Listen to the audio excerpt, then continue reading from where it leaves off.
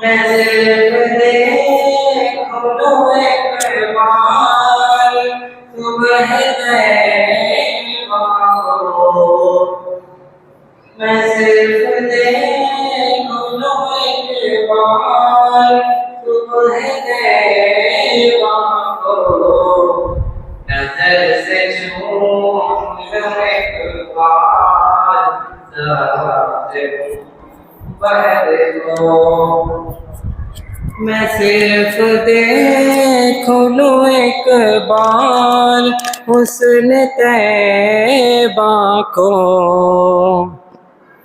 میں صرف دیکھ لوں ایک بار حسن طیبہ کو، بلا سے پھر میری دنیا میں شام ہو جائے، سلام کے لیے حاضر غلام ہو جائے، تجلیات سے بھر لوں میں اپنے خاصۂ دل و جان، تجلیات سے پھر لوں میں اپنے خاصۂ دل و جان، کبھی جو ان کی گلی میں قیام ہو جائے، سلام کے لیے حاضر غلام ہو جائے، حضور آپ جو سن لے تو بات بن جائے، حضور آپ جو سن لے تو بات بن جائے، حضور آپ جو کہہ دے تو کام ہو جائے، سلام کے لیے حاضر غلام ہو جائے، حضور آپ جو چاہے تو کچھ نہیں مشکل، حضور آپ جو چاہے تو کچھ نہیں مشکل، سمت کے فاصلے چاند غم ہو جائے، سلام کے لیے حاضر غلام ہو جائے، مزہ تو جب ہے فرشتے یہ خبر میں کہہ دے، مزہ تو جب ہے فرشتے یہ خبر میں کہہ دے، سبھی مدت خیر الانام ہو جائے، حضور ایسا کوئی انتظام ہو جائے، سلام کے لیے حاضر غلام ہو جائے۔ خدا حافظ۔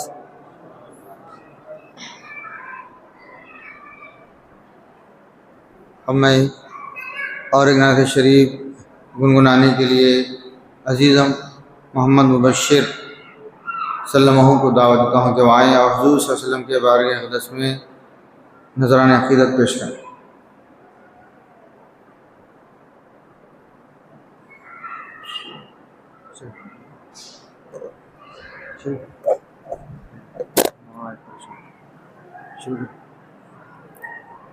السلام علیکم ورحمۃ اللہ وبرکاتہ۔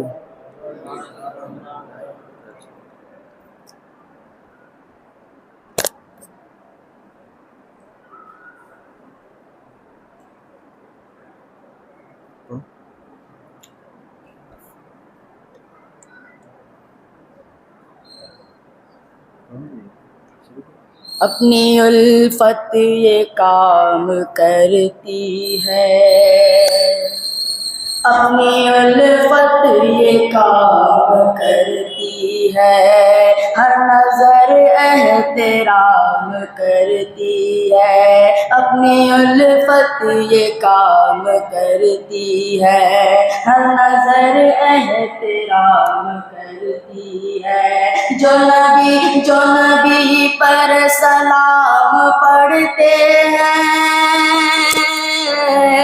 جو نبی پر سلام پڑھتے ہیں، ان کو دنیا سلام کرتی ہے، ان کو دنیا سلام کرتی ہے۔ سرکار تو موجود تھے سنسار سے پہلے، سنسار سے پہلے، سرکار تو موجود تھے سنسار سے پہلے، سنسار نہیں تھا میرے سرکار سے پہلے، میرے سرکار سے پہلے، سنسار نہیں تھا میرے سرکار سے پہلے، میرے سرکار سے پہلے۔ رب رحمت عالم جسے کہہ کہہ کے بلاتا، کہہ کہہ کے بلاتا، رب رحمت عالم جسے کہہ کہہ کے بلاتا، تھا کون بھلا احمد مختار سے پہلے، مختار سے پہلے، تھا کون بھلا احمد مختار سے پہلے، مختار سے پہلے، سنسار نہیں تھا میرے سرکار سے پہلے، سنسار سے پہلے۔ بس ایک تڑپ دیکھ لوں میں گنبد خضرا، گنبد خضرا،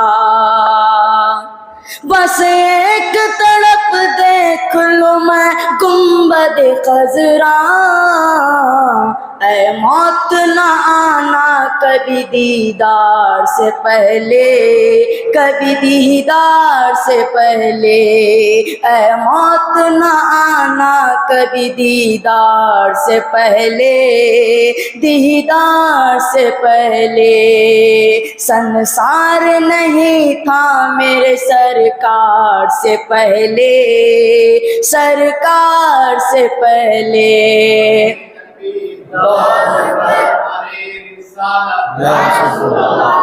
نعرہ تکبیر، نعرہ رسالت، حضرت اللہ مولانا مفتی مسعود احمد صاحب قبلہ، نعرہ تکبیر، نعرہ رسالت۔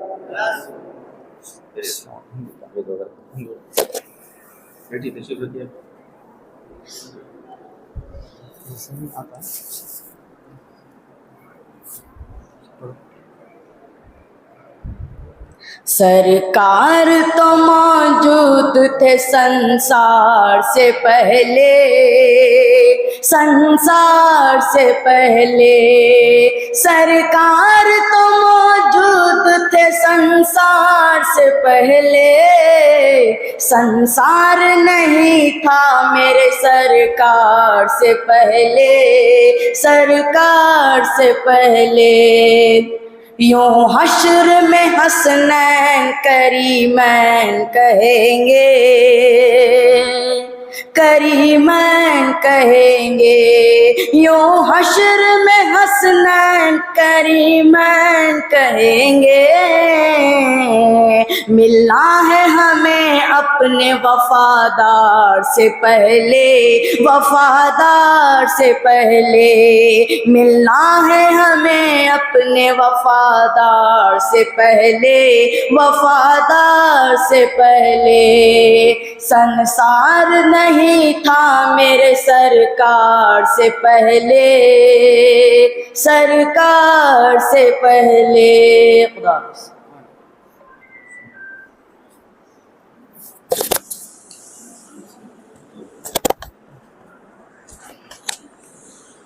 اور اپنی نعت شریف گنگنانے کے لیے میں محمد محب حسن کو دعوت دیتا ہوں کہ وہ آئیں اور حضور صلی اللہ علیہ وسلم کے بارے اقدس میں نذران عقیدت پیش کریں۔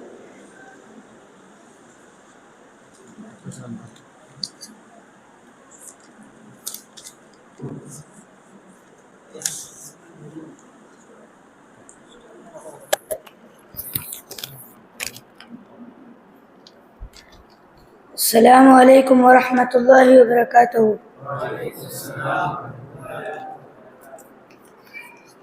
میں آپ لوگوں کے سامنے نعت شریف پیش کرنا چاہتا ہوں۔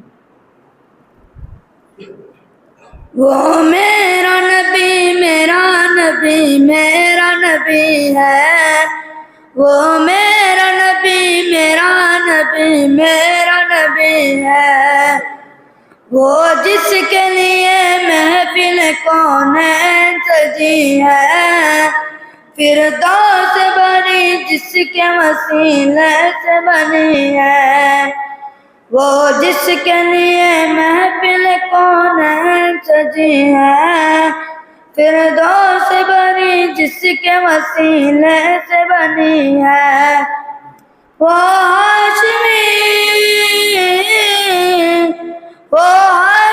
مکی مدنی العربی ہے، وہ میرا نبی میرا نبی میرا نبی ہے، وہ میرا نبی میرا نبی میرا نبی ہے، ہاں وہ میرا نبی ہے، وہ میرا نبی ہے۔ اللہ کا فرما الم نشرح لک صدرک، منصوب جس سے ورفعنا لک ذکرک، اللہ کا فرما الم نشرح لک صدرک، منصوب جس سے ورفعنا لک ذکرک، جس ذات کا قرآن میں بھی ذکر جلی ہے، وہ میرا نبی میرا نبی میرا نبی ہے، وہ میرا نبی میرا نبی میرا نبی ہے، ہاں ہاں میرا نبی ہے، وہ میرا نبی ہے۔ والشمس دعا چہرہ انور کی جھلک ہے، واللیل سجا کیسو حضرت کی لچک ہے، والشمس دعا چہرہ انور کی جھلک ہے، واللیل سجا کیسو حضرت کی جھلک ہے، عالم کو ضیا جس کے وسیلے سے ملی ہے، وہ میرا نبی میرا نبی میرا نبی ہے، وہ میرا نبی میرا نبی میرا نبی ہے، ہاں ہاں میرا نبی ہے، وہ میرا نبی ہے۔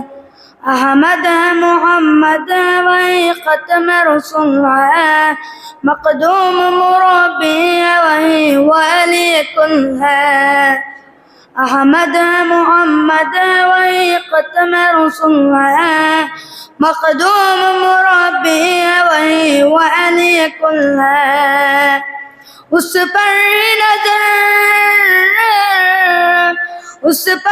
نظر سارے زمانے کی لگی ہے، وہ میرا نبی میرا نبی میرا نبی ہے، وہ میرا نبی میرا نبی میرا نبی ہے، ہاں میرا نبی ہے، وہ میرا نبی ہے۔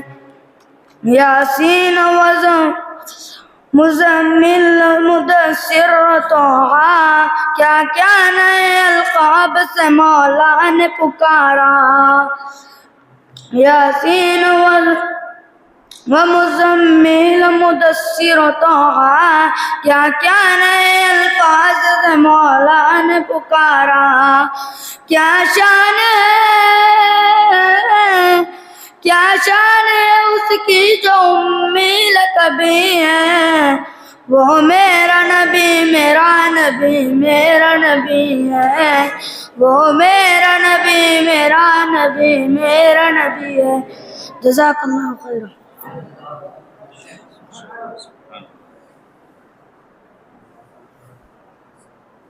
پھر میں اور ایک نعت شریف گنگنانے کے لیے ہمارے بلبلِ باغ مدینہ عزیزہ محمد شہاب الدین صلی اللہ علیہ وسلم کی دعوت دیتا ہوں کہ وہ آئیں اور حضور صلی اللہ علیہ وسلم کے بارگاہ اقدس میں نذرانِ عقیدت پیش کریں۔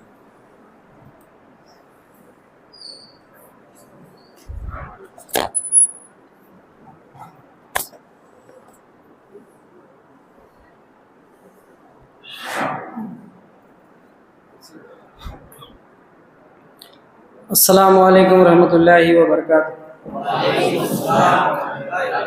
آئیے نعت شریف پڑھنے سے پہلے ایک مرتبہ درود پاک پڑھیے۔ اللہم صلی علی سیدنا شفیعنا حبیبنا نبینا قریبنا مولانا محمد وسلم صلی اللہ علیہ وسلم علیہ رسول اللہ صلی اللہ علیہ وسلم۔ نعت شریف کے چند اشعار پیش خدمت میں ملاحظہ فرمائیے۔ کون روتا ہے آقا کسی کے لیے، کون روتا ہے آقا کسی کے لیے، کون روتا ہے آقا کسی کے لیے، کون روتا ہے آقا کسی کے لیے، کون روتا ہے آقا کسی کے لیے، ارے آپ روتے رہے امتی کے لیے، آپ روتے رہے امتی کے لیے، کون روتا ہے آقا کسی کے لیے، کون کہتا ہے پیاسے تھے ابن علی، کون کہتا ہے پیاسے تھے ابن علی، کون کہتا ہے پیاسے تھے ابن علی، کون کہتا ہے پیاسے تھے ابن علی، کون کہتا ہے پیاسے تھے ابن علی، پیاسا پانی تھا اصغر علی کے لیے، پیاسا پانی تھا اصغر علی کے لیے، کون روتا ہے آقا کسی کے لیے، دیکھا جلوہ تو ایمان لائے عمر، دیکھا جلوہ تو ایمان لائے عمر، دیکھا جلوہ تو ایمان لائے عمر، دیکھا جلوہ تو ایمان لائے عمر، آئے تھے جب کہ وہ سرکشی کے لیے، آئے تھے جب کہ وہ سرکشی کے لیے، کون روتا ہے آقا کسی کے لیے، زہر خنجر وہ کربل کے میدان میں، زہر خنجر وہ کربل کے میدان میں، زہر خنجر وہ کربل کے میدان میں، زہر خنجر وہ کربل کے میدان میں، سر جھکاتا فقط بندگی کے لیے، سر جھکاتا فقط بندگی کے لیے، آپ روتے رہے امتی کے لیے، لطب تاج و شریعت نسب کو ملے، لطف تاج و شریعت نسب کو ملے، لطف تاج و شریعت نسب کو ملے، لطف تاج و شریعت نسب کو ملے، لطف تاج و شریعت نسب کو ملے، ہے فقط یہ میرے اظہری کے لیے، اے فقط یہ میرے اظہری کے لیے کون روتا ہے کسی کے لیے. صلح کلی سے ہم کیوں ڈرے سنیوں، صلح کلی سے ہم کیوں ڈرے رضویوں، صلح کلی سے ہم کیوں ڈرے سنیوں، صلح کلی سے ہم کیوں ڈرے سنیوں، صلح کلی سے ہم کیوں ڈرے سنیوں، جب ہے اسجد رضا رہبری کے لیے، جب ہے اسجد رضا رہبری کے لیے، کون روتا ہے کسی کے لیے، آپ روتے رہے امتی کے لیے.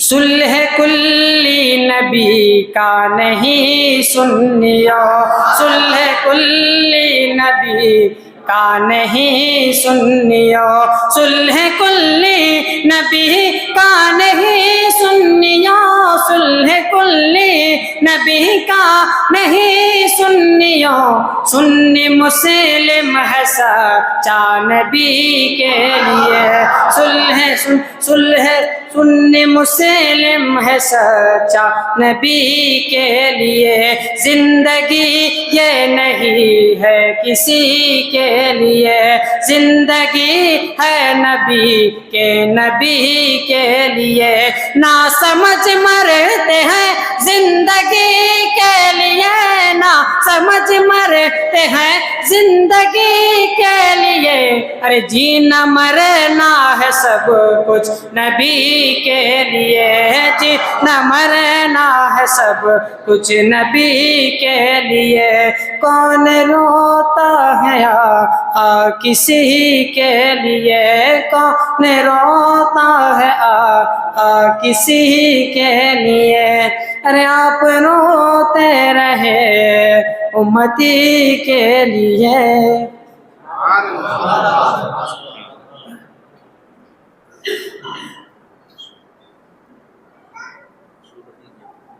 حضرات اب آئیے بلا تاخیر ہمارے اور آپ کے مہمان خصوصی جن سے میری مراد حضرت علامہ مولانا مفتی مسرور احمد مداحی صاحب سے میں ادباً گزارش کرتا ہوں کہ حضرت آئیں اور ہم سامعین کے قلوب کو اپنے ایمان افروز خطاب سے مستفیض فرمائیں. آئیے حضرت کا استقبال نعرہ تکبیر سے کیجیے. سرکار کی آمد، حضور کی آمد، مدنی کی آمد، مکی کی آمد، عربی کی آمد، 12 روزہ محافل. اب حضرت کی شالپوشی کے لیے میں قاضی محمد عتیق الرحمن صاحب سے گزارش کرتا ہوں کہ حضرت کی شالپوشی فرمان.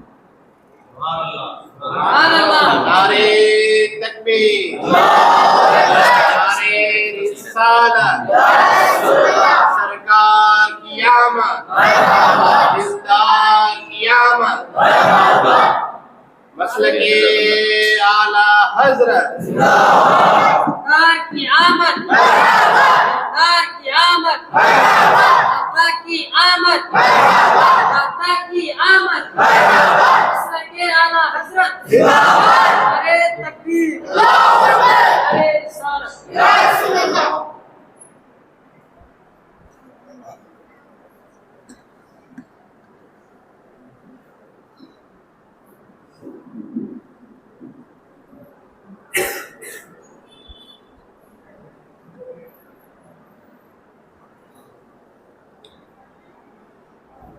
معزز علماء کرام، حاضرین السلام علیکم ورحمۃ اللہ وبرکاتہ.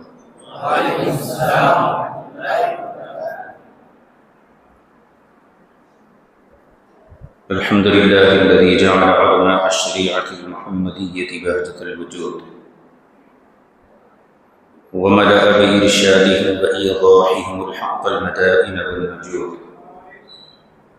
ثم الصلاة على سيدنا إمام الأنبياء رئيس الأتقياء خلاصة الأصفياء سيدنا وسندنا محمد المصطفى خلاصة الوجود وعلى آله وأصحابه الذين لهم في الجنة خلود. أما بعد فأعوذ بالله من الشيطان الرجيم. بسم الله الرحمن الرحيم. قل بفضل الله وبرحمته فبذلك فليفرحوا هو خير مما يجمعون.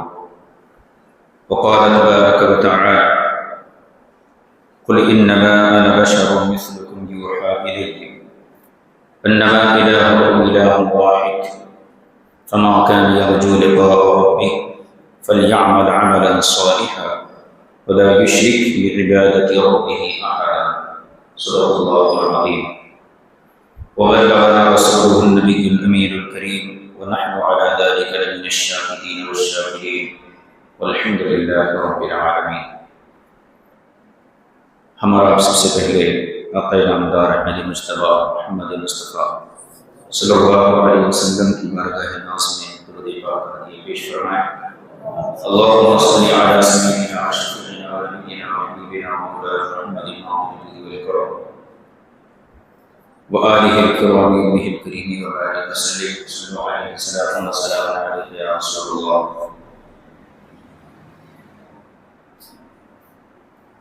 حضور اعلیٰ حضرت عزیز برکت مجدد دین و ملت اشراف الامام احمد رضا خان محدث بریلوی رضی اللہ عنہ فرماتے ہیں اللہ کی سرتا بقدم شان ہے یہ.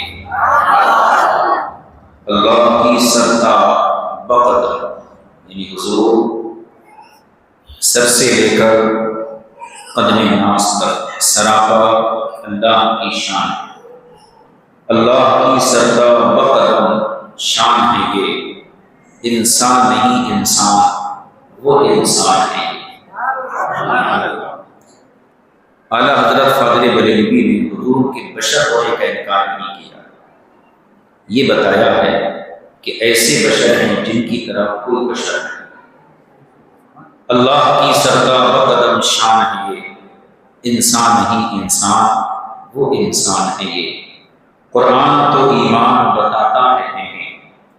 قرآن یہ کہتا ہے کہ ایمان انہی کی ذات ہے اور ایمان یہ کہتا ہے میری جان ہے یہ. وہ جو نہ تھے تو کچھ نہ تھا وہ جو نہ ہو تو کچھ نہ ہو. جان ہے وہ جہان کی جان ہے وہ جہان ہے.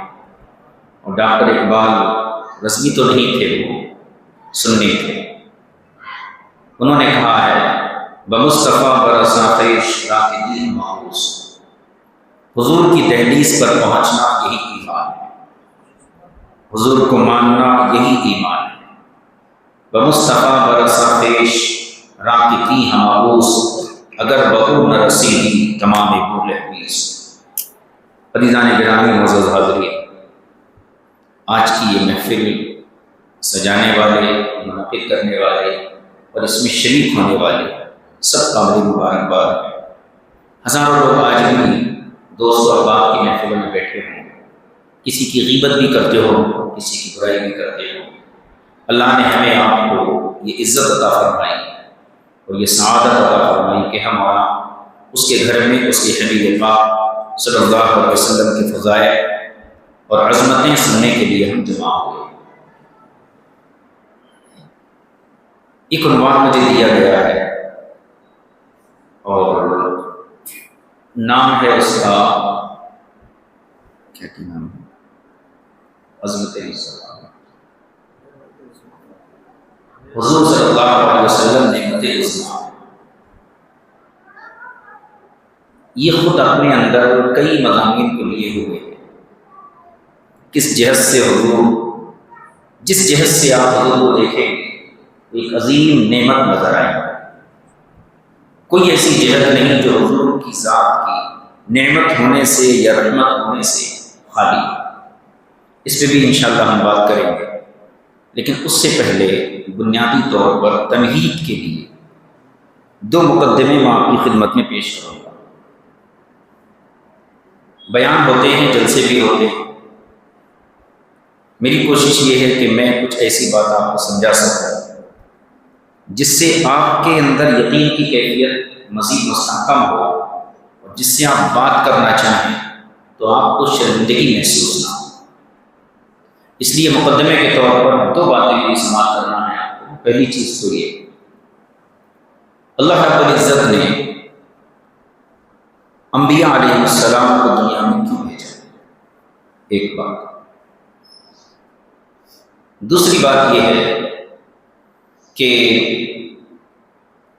انبیاء علیہ السلام میں رسول پاک صلی اللہ علیہ وسلم کا کیا درجہ ہے اور کیا مقام۔ پہلی جو آیت کریمہ میں پڑھا ہوں وہ نعمت کے عنوان سے ہے، حضور سارے جہان کے لیے، سارے عالمین کے لیے نعمت ہے، رحمت۔ اور دوسری آیت کا مطلب یہ ہے کہ جس سے مجھے یہ بتانا ہے کہ نبی کے آنے کا مقصد کیا ہوگا، کیوں اللہ نبیوں کو بھیجتا، اس سے آپ کو کیا فائدہ ہوگا۔ آپ کو فائدہ یہ ہوگا، نور اور بشر کا جو جھگڑا ہے، اپنی طرح انسان کہنے کا جو جھگڑا ہے، یہ خود بخود اس سے ختم ہو جاتا ہے۔ اب آپ سنیے، اللہ رب العزت وہی ہمارا مطلوب ہے، وہی مقصود ہے، ہماری سجدوں کا مرکز، ہماری عبادتوں کا منتہا، ہمارے دلوں کا قبلہ، ہماری نمازوں کا قبلہ، ہر چیز کا مقصود اصلی اللہ رب العزت کی ذات ہے۔ پھر کیا وجہ ہے؟ اس نے اپنے تک پہنچنے کے لیے بیچ میں کچھ واسطوں کو رکھا جنہیں ہم انبیاء و مرسلین کہتے ہیں۔ اللہ قادر مطلق ہے، لوگ کہتے بھی ہیں اللہ جو چاہے کر سکتا ہے، یقیناً کر سکتا ہے، لیکن عادت کیا ہے اس کی سنت کیا ہے؟ وہ ہر ایک کو رزق دیتا ہے، لیکن رزق دینے میں اللہ کی سنت یہ ہے کہ آپ محنت کیجیے، آپ کاروبار کیجیے، تجارت کیجیے، اور بھروسہ اللہ کی ذات پہ رکھیے۔ قادر مطلق اللہ ہے، وہ چاہتا تو براہ راست سب کو ہدایت دے دیتا، ہمارے سب کے ہاتھوں میں قرآن آ جاتا، سب کو نماز کا طریقہ مل جاتا، لیکن اللہ نے ایسا نہیں کیا۔ اللہ نے اپنی پہچان، اپنی معرفت، اپنی توحید، اپنے احکام خود نہیں دیے، نبی کے واسطے سے دیے۔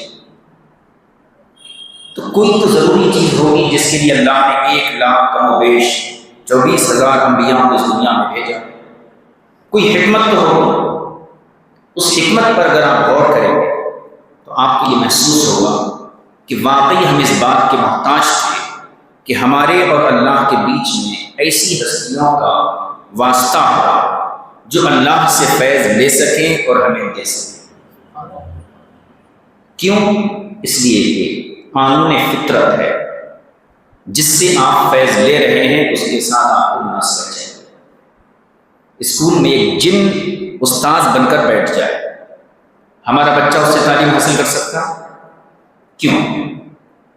جن میں اور بشر میں کوئی مناسبت نہیں ہے۔ جن کا بچہ جن سے تعلیم حاصل کرے، انسان کا بچہ انسان سے تعلیم حاصل کرے۔ کوئی فرشتہ اگر استاذ بن کے بیٹھ جائے تو کیا ہم فرشتے سے فیض لے سکتے ہیں؟ کیونکہ اب وہ ہمیں نظر ہی نہیں آئے۔ تو فیض لینے اور دینے کی مناسبت ضروری ہے۔ نبی اللہ سے فیض لیتے اور مخلوق کو اللہ کا فیض دیتے، تو ہم میں اور اللہ میں کوئی مناسبت نہیں۔ ہم خاک کے پتلے ہیں، وہ نور مطلق ہے۔ ہماری آنکھیں اسے دیکھ نہیں سکتی، ہماری عقلیں اسے سمجھ نہیں سکتی، ہمارے کان اس کے کلام کو سن نہیں سکتے، تو ہم میں اور اللہ میں کوئی مناسبت نہیں۔ لہذا عادتاً فیض لینے کا سلسلہ ہمارے لیے محال ہے۔ اس لیے اللہ نے درمیان میں ایسی ہستیوں کو جلوگر کیا، ایسی مقدس ہستیوں کو اللہ نے واسطہ بنایا جن کی دوہری صلاحیت تھی، جن کی 2 جہتیں تھیں۔ ایک طرف ان کے اندر نورانیت تھی اور ایک طرف ان کے اندر بشریت تھی۔ وہ اپنے نور ہونے کے اعتبار سے اللہ سے فیض لیتے ہیں اور بشر ہونے کی جہت سے مخلوق کو فیض پہنچاتے ہیں۔ یہ بات سمجھ گئے؟ تو ہم اللہ سے ڈائریکٹ فیض نہیں لے سکتے، اس لیے اللہ نے بیچ میں نبیوں کو رکھا۔ اس سے ایک بات آپ سمجھ سکتے ہیں، نبی عام بشر نہیں ہوتے، عام بشر ہوتے تو اللہ کا فیض نہیں لے سکتے، اللہ سے بات نہیں کر سکتے، اللہ کی وحی کو وصول نہیں کر سکتے۔ جیسے ہم اور آپ عام بشر ہیں، ہم فرشتے کو نہیں دیکھ سکتے، ہم جن کو نہیں دیکھ سکتے، ہم اللہ کو نہیں دیکھ سکتے۔ یہ فرشتے ساری زندگی ہمارے کاندھوں پہ رہتے ہیں، کبھی آپ دیکھیں، کبھی ان کی بات سنیں، یہ بات بھی کرتے ہیں، لکھتے بھی ہیں، آپس میں بولتے بھی ہیں، لیکن ہم ان کی آواز نہیں سن سکتے۔ کیوں؟ ہم بشر ہیں، یہ نور ہے، نور اور بشر میں کوئی مناسبت نہیں۔ تو اللہ نور مطلق ہے، ہم خاک کے پتلے ہیں، وہ سراسر لطافت ہے، ہم سراسر کثافت ہیں، ہم میں اور اللہ میں کوئی مناسبت نہیں تھی، لہذا اللہ نے ایسے بندوں کو دل بگر کیا جو نور ہونے کی جہت سے اللہ سے مناسب ہے اور بشر ہونے کے لحاظ سے مخلوق کے مناسب ہے۔ اس کی وضاحت کے لیے میں قرآن سے تمثیل بیان کرتا ہوں۔ جبریل امین کو اللہ نے ایک تحفہ دیا عیسیٰ علیہ السلام کی شکل میں۔ اب جانتے ہیں کہ حضرت عیسیٰ کو اللہ نے بغیر باپ کے پیدا کیا، اللہ یہ تحفہ دیا اور فرمایا جاؤ مریم کو یہ تحفہ دے کر آ جاؤ۔ اللہ سے حضرت جبریل تحفہ لے رہے ہیں، اللہ بھی نور، جبریل بھی تحفہ لے لیے، مناسبت موجود تھی۔ پھر جب مریم کے پاس آئے، جناب مریم کے پاس وہ کس شکل میں آئے تھے؟ نوری شکل میں نہیں آئے تھے، اپنی اصلی صورت میں نہیں آئے تھے، بلکہ انسان کی شکل میں آئے تھے۔ فَأَرْسَلْنَا إِلَيْهَا رُوحَنَا فَتَمَثَّلَ لَهَا بَشَرًا سَوِيًّا، ہم نے اپنے فرشتے جبریل کو بھیجا مریم کی طرف، تو جب وہ جناب مریم کے سامنے آئے تو کامل بشر بن کر آئے، نوجوان مرد کی شکل میں، اور ایسے کامل بشر کہ حضرت مریم کو اپنی عزت کا خطرہ ہو گیا۔ حضرت مریم بیت المقدس کے کمرے میں رہتی تھی، حضرت زکریا انہیں ان کی حفاظت، ان کی پرورش کرتے تھے، جو رشتے میں ان کے خالو ہونا، اکیلی تھی۔ اچانک ایک نوجوان سامنے آ گیا تو ظاہر سی بات ہے، عورت کی فطرت ہے کہ وہ ڈرے گی، وہ سہم جائے گی۔ جب ایک نوجوان کو اپنے سامنے دیکھا تو چیخ کر کہنے لگی، قالت انی اعوذ بالرحمن منک ان کنت تقیا، اے نوجوان اگر تیرے دل میں اللہ کا ذرا بھی خوف ہے تو میرے قریب مت آ۔ حضرت جبریل بشر بن کے آئے۔ جب جبریل امین نے دیکھا کہ مریم مجھ سے ڈر رہی ہے، مجھے انسان سمجھ رہی ہے، تو حضرت جبریل نے اپنی اصلیت بتاتے ہوئے فرمایا انما انا رسول ربک، مریم مجھ سے گھبرانے کی ضرورت نہیں ہے، مجھ سے ڈرنے کی ضرورت نہیں ہے، میں انسان نہیں ہوں، میں اللہ کا فرشتہ جبریل ہوں، تمہیں اولاد دینے والا۔ اب آپ غور کیجیے، جب اللہ سے حضرت جبریل تحفہ لے رہے تھے تو جبریل کو لباس بدلنا نہیں پڑا۔ جب مریم کو دے رہے تھے تو نوری شکل کے اوپر لباس بشر پہنا۔ کیوں پہنا؟ کیونکہ حضرت مریم بشر تھی، حضرت جبریل فرشتہ تھا۔ بشر میں اور نور میں مناسبت نہیں ہے، بیٹا ان کو نہیں دے سکتے تھے، اس لیے حضرت جبریل کو مناسبت قائم کرنی پڑی اور بشر کی شکل میں آنا پڑا تاکہ ان کو اللہ کی طرف سے دیا ہوا تحفہ سپرد کر دیا جائے۔ سمجھ گئی مطلب کہ مناسبت یہ شرط ہے، بغیر مناسبت کے فیض نہ کوئی لے سکتا ہے نہ کوئی دے سکتا۔ اب آگے چلیے، تو نبی جتنے بھی ہوتے ہیں ان کی دو حیثیتیں ہوتی ہیں، وہ نور ہونے کے لحاظ سے اللہ سے فیض لیتے ہیں اور بشر ہونے کے لحاظ سے مخلوق کو فیض دیتے ہیں۔ جب تک آپ نبی کے اندر یہ دونوں صلاحیتیں نہیں مانیں وہ نبی نہیں بن سکتے۔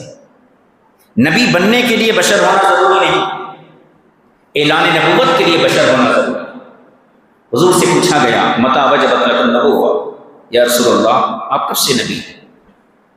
تو حضور نے کیا فرمایا؟ وآدم بین الروح والجسد، پہلا بشر حضرت آدم ہے، حضرت آدم سے پہلے کوئی بشر نہیں تھا۔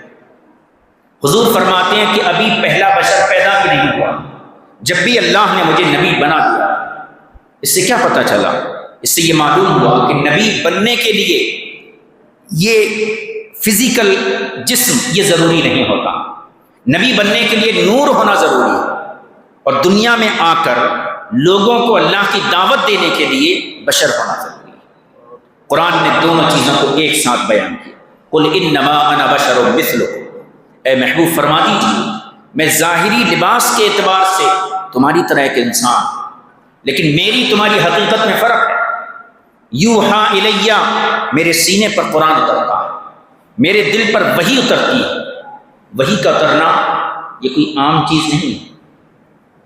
قرآن مجید میں اللہ نے فرمایا لو انزلنا هذا القرآن على جبل لرأيته خاشعا متصدعا من خشیۃ اللہ، اگر ہم اس کتاب کو کسی پہاڑ کے اوپر اتار دیتے تو پہاڑ اس کے وزن کو برداشت نہیں کر پاتا. قرآن کے اندر ایک وزن ہے، ہیبت ہے، اللہ کے کلام کا جلال ہے. قرآن کہتا ہے کہ اس قرآن کو اگر اللہ فرماتا ہے اس قرآن کو اگر ہم پہاڑ پر اتار دیتے پہاڑ برداشت نہیں کر پاتا. لیکن یہی قرآن 23 سال تک حضور کے سینے پر اترا. ہونا کیا چاہیے کہ پہاڑ جس کی طاقت کو برداشت نہ کر سکے، انسان بشر جس کی ہیبت کو برداشت نہ کر سکے، وہی قرآن رسول پاک کے سینے پر اتر رہا. حضور کی انگلی کو بھی تکلیف نہیں، حضور کا کوئی بخار بھی نہیں آیا، حضور پر بے ہوشی بھی طاری نہیں. 23 سال تک وہ قرآن جو پہاڑ جس کے بوجھ کو برداشت نہیں کر سکتے، وہ قرآن نبی کائنات کے سینے پر اترتا رہا، مگر حضور کے جسم میں کوئی خرابی پیدا نہیں. اس سے کیا پتہ چلا؟ عام بشر ہوتے تو دل پر قرآن نہیں اتر سکتا. آپ بھی بشر ہیں، ہم بھی بشر ہیں، ہم فرشتے کو دیکھ بھی نہیں سکتے، لیکن نبی کی بشریت اتنی کامل اور ان کو اللہ سے ایسا تعلق ہوتا ہے کہ قرآن کریم جو اتنے بوجھ اور وزن والا ہے وہ بھی نبی پاک کے سینے پر اترتا رہا، مگر حضور کے جسم کو کوئی تکلیف نہیں پہنچی. تو نبی بشر بھی ہوتے ہیں، نبی نور بھی ہوتے ہیں. اس مقدموں کو سمجھنے کے بعد اب آپ دیکھیے حضور اکرم صلی اللہ علیہ وسلم ہمارے لیے، آپ کے لیے، سب کے لیے سب سے بڑی نعمت ہے. تو نبیوں کو بھیجا گیا، یہ بات ذہن میں تازہ رکھنا. ہم اللہ سے براہ راست فیض نہیں لے سکتے، ہم فیض نہیں لے سکتے. ہماری محتاجی کو دیکھ کر اللہ نے بیچ میں ایسے لوگوں کا واسطہ بنایا جو اللہ سے فیض لینے کی صلاحیت رکھتے ہیں. لہٰذا نبی کے اندر دوہری صلاحیت ہو گئی. ایک اور وضاحت کے لیے ایک مثال دے دوں میں آپ کو. انسان سوتا ہے نہیں سوتا ہے انسان؟ آپ لوگ نہیں سوتے ہیں؟ سوتے ہیں، ہم بھی سوتے ہیں، ولی بھی سوتے ہیں، نبی بھی سوتے ہیں. سونا یہ بشریت ہے. فرشتہ سوتا ہے؟ فرشتہ سو گیا تو پوری دنیا کا نظام تباہ ہو گیا. جس فرشتے کو اللہ نے جس مقصد کے لیے بنایا ہے وہ اسی مقصد پر رواں دوا. ایک لمحے کے لیے فرشتہ نہیں سوتا، نہ اسے بھوک ہوتی ہے نہ پیاس ہوتی ہے. تو بشر وہ ہے جو سوئے، فرشتہ وہ ہے جو نہ سوئے. اور آگے جائے، اللہ تعالیٰ کو نیند نہیں، اللہ نیند سے پاک ہے، اونگ سے پاک ہے، غفلت سے پاک ہے، کھانے پینے سے پاک ہے. فرشتہ بھی نیند سے پاک ہے، کھانے پینے سے پاک ہے. اب آپ غور کیجیے، مسئلہ یہ ہے آدمی اگر سو جائے تو اس کا وضو ٹوٹ جاتا، یہ سب جانتے ہیں. نبی پاک صلی اللہ علیہ وسلم فجر کی سنتیں پڑھ کر بستر پر لیٹ گئے، نیند آ گئی. حضرت عائشہ حضور کے خراٹوں کی آواز سن رہی، سو رہے ہیں اور نیند کے عالم میں جو خراٹے آتے ہیں اس کی آواز حضرت عائشہ سن رہی. اتنے میں حضرت بلال آئے، عرض کیا رسول اللہ الصلاۃ، نماز حاضر ہے. حضور اٹھے اور سیدھے جا نماز پر چلے گئے، وضو نہیں کیا، یوں ہی نماز پڑھا دی.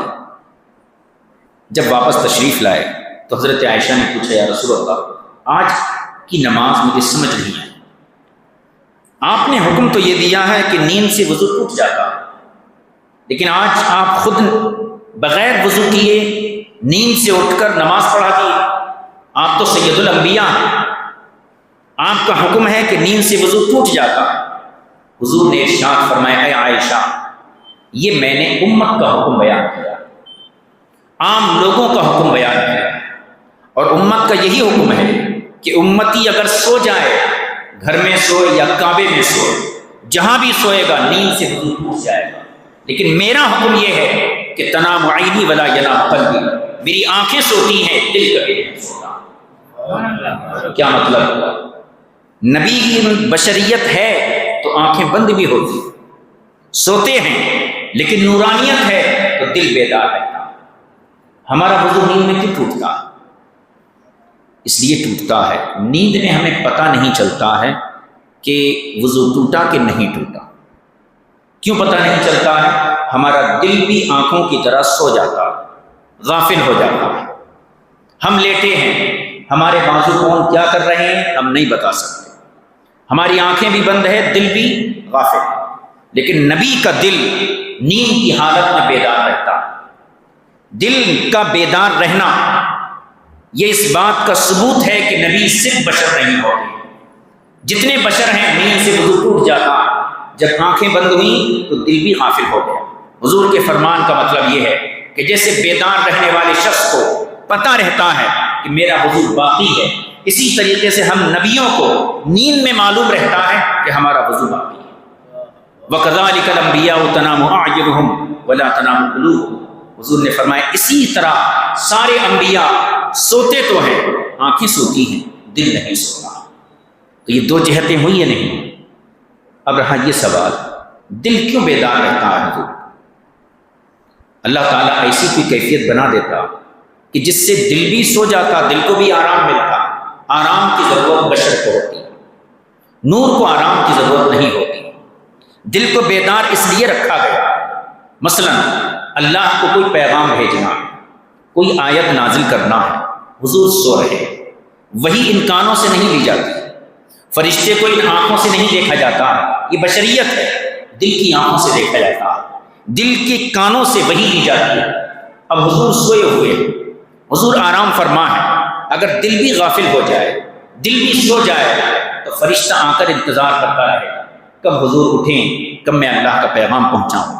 اللہ نے ایسا انتظام کیا کہ نبی کے دل کو فرشتوں کی طرح بنا دیا کہ جب میرا فرشتہ پہنچے گا نبی کا دل بیدار رہے گا، سونے کی حالت میں بھی نبی کے دل پر وحی نازل کر دی جا سکتی ہے۔ تو حضور اکرم صلی اللہ علیہ وسلم کو اللہ نے دو حیثیتیں عطا فرمائیں۔ بشریت کا میں نے بھی انکار تو نہیں کیا، کوئی سنی بشریت کا انکار نہیں کرتا۔ تمام انبیاء انسانوں میں آئے ہیں، جنوں میں کوئی نبی نہیں آیا، فرشتوں میں کوئی نبی نہیں آیا، لیکن حقیقت ان کی نور ہے، لباس بشر انہیں دے کر بھیجا جاتا تاکہ ان کے ذریعے لوگوں کو ہدایت اور رہنمائی مل سکے۔ عزیزان گرامی، تو یہ بات میں نے اس لیے عرض کی تاکہ ہمیں یہ پتہ چلے کہ نبی کیوں بھیجے جاتے ہیں۔ اب دوسری بات، تمام نبی اللہ تعالیٰ بھیجا، سب کا دین ایک، لیکن شریعتیں سب کی الگ الگ تھیں۔ سب نے ایک ہی دین پیش کیا، عقائد تمام نبیوں کے ایک تھے، نماز پڑھنے کا طریقہ، عبادت کا طریقہ، روزے کا طریقہ شریعتوں میں الگ الگ ہوتا ہے۔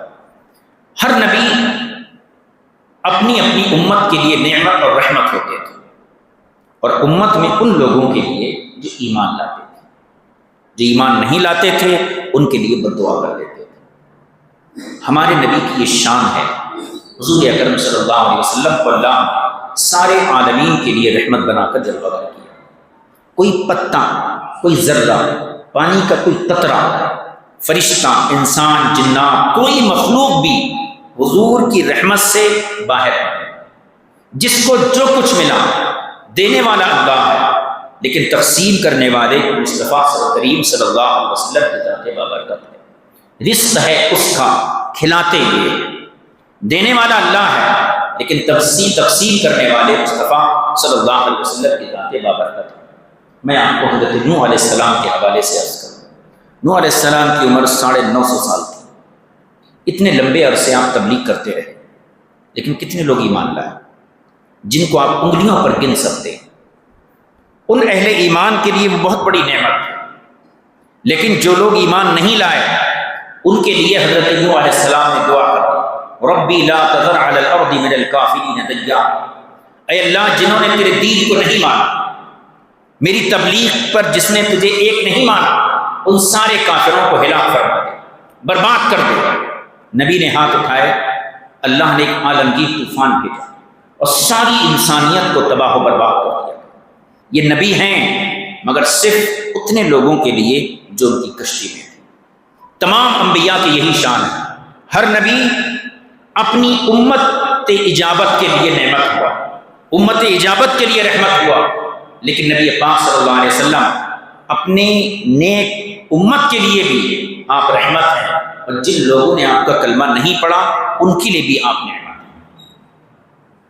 طائف ایک مقام ہے مکہ مکرمہ کے قریب، آج تو بڑا سرسبز و شاداب شہر ہے۔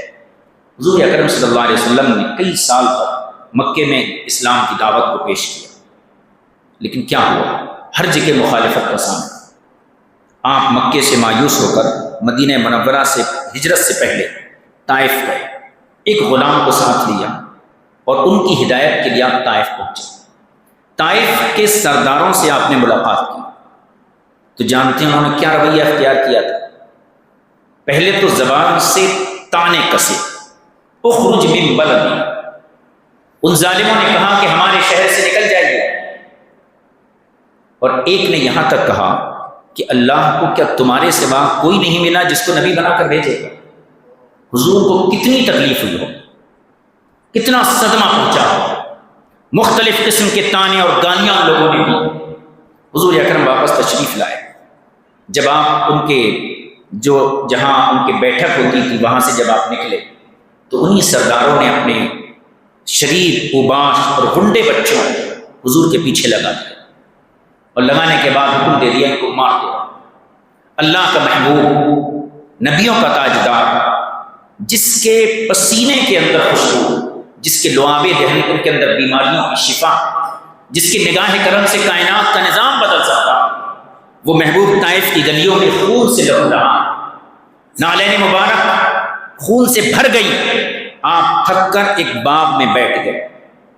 اس وقت جبریل امین پہاڑوں کے فرشتوں کو ساتھ لے کر آئے۔ یا رسول اللہ، یہ شہر دو پہاڑوں کے بیچ میں ہے، اور یہ پہاڑوں کا فرشتہ ہے، اسے اللہ نے آپ کے پاس بھیجا، اور اسے حکم ہے کہ آپ جو کہیں گے یہ آپ کی تابع داری کرے۔ پہاڑوں کا فرشتہ آتا، حضور سے اجازت لیتا، سلام عرض کرتا، اور اس کے بعد کہتا یا رسول اللہ ان شئت رمحت بہ بالجبال، اگر آپ مجھے حکم دیں تو میں اس بستی کو پہاڑوں کے درمیان مسل کے رکھ دوں، ایک بچہ بھی زندہ نہ بچے، کیونکہ اللہ دیکھ رہا ہے کہ اس کے محبوب کے قدموں کو خون سے بھر دیا گیا۔ جرم کیا ہے؟ اللہ کی دعوت دینا، اللہ کی طرف بلانا، دوزخ کے شعلوں سے بچا کر جنت کی بہاریں عطا کر۔ آپ تو انہیں اسلام کی دعوت دینے گئے، انہیں جنت کے محلات کی طرف دعوت دینے گئے، مگر انہوں نے آپ کے ساتھ یہ ظلم کیا۔ اللہ نے مجھے بھیجا ہے کہ آپ مجھے اجازت دیں تاکہ میں ان دونوں پہاڑوں کو ملا دوں، یہ بستی تباہ ہو جائے۔ آپ ذرا سوچئے تھوڑی دیر کے لیے، ہمارے ساتھ اگر ایسا معاملہ ہو تو ہم کیا کریں گے؟ اپنے دشمن کو بے نشان کر دیں گے، لیکن یہاں پر اللہ کے محبوب ہیں اور اللہ کا فرشتہ آ کر کہتا ہے اجازت دو میں ان کو مٹا دوں۔ حضور اکرم صلی اللہ علیہ وسلم ہاتھ اٹھاتے ہیں، پہلے فرشتے سے کہتے ہیں اصبر، میں بد دعا نہیں کروں گا، میں صبر کروں گا۔ اس کے بعد فرماتے ہیں اللہم اہدی قومی فانہم لا یعلمون، اے اللہ اس قوم کو ہدایت عطا فرما، یہ میرے مقام کو نہیں جانتے۔ یہ دعا حضور کر رہے ہیں، فرشتہ دعا کو سن رہا، اور سن کر فرشتہ کہتا انتا کما سماک اللہ ربک برحمت للعالمین، یا رسول اللہ آپ ویسے ہی ہیں جیسے اللہ نے آپ کا نام رحمت للعالمین رکھا۔